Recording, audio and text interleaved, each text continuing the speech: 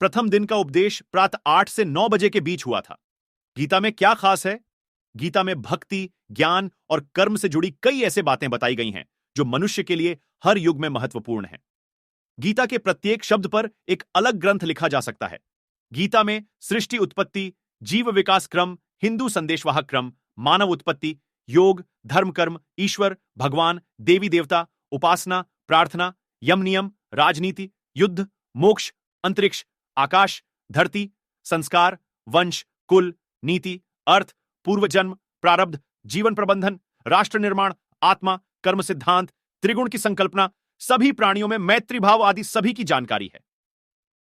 गीता का मुख्य ज्ञान श्रेष्ठ मानव बनना, ईश्वर को समझना और मोक्ष की प्राप्ति है। गीता कब लिखा गया? श्रीमद् भागवत गीता आज से लगभग 5070 साल 5070 पहले लिखी गई थी। महाभारत के किस अध्याय में गीता है? महाभारत के भीष्म पर्व में श्रीमद् भागवत गीता आती है। जब भगवान श्री कृष्ण गीता का उपदेश श्री कृष्ण को दे रहे थे, तब समय रुक गया था। गीता का संकलन किसने किया था? गीता का संकलन किमहर्षि कृष्ण द्वैपायन व्यास ने गीता का संकलन किया था। गीता की उत्पत्ति क्यों हुई? गीता की उत्पत्ति कौरव और पांडवों के युद्ध के समय कुरुक्षेत्र में मानी जाती है।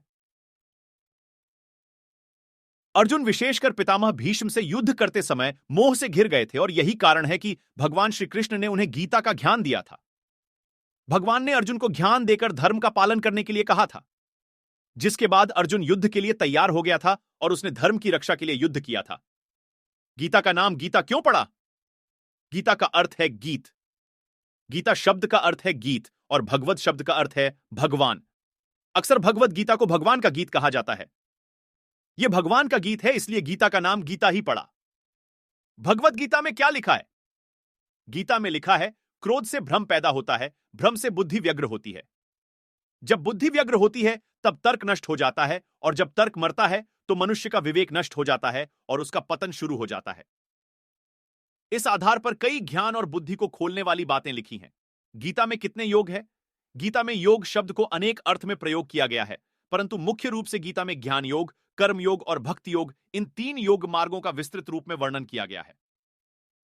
गीता का पाठ कैसे करना चाहिए? गीता का 10वां अध्याय कर्म की प्रधानता को इस भांति बताता है कि हर जातक को इसका अध्ययन करना चाहिए। कुंडली में लग्नेश 8 से 12 भाव तक सभी ग्रह होने पर 11वें अध्याय का पाठ करना चाहिए। 12वां अध्याय भाव 5 व 9 तथा चंद्रमा प्रभावित होने पर उपयोगी है।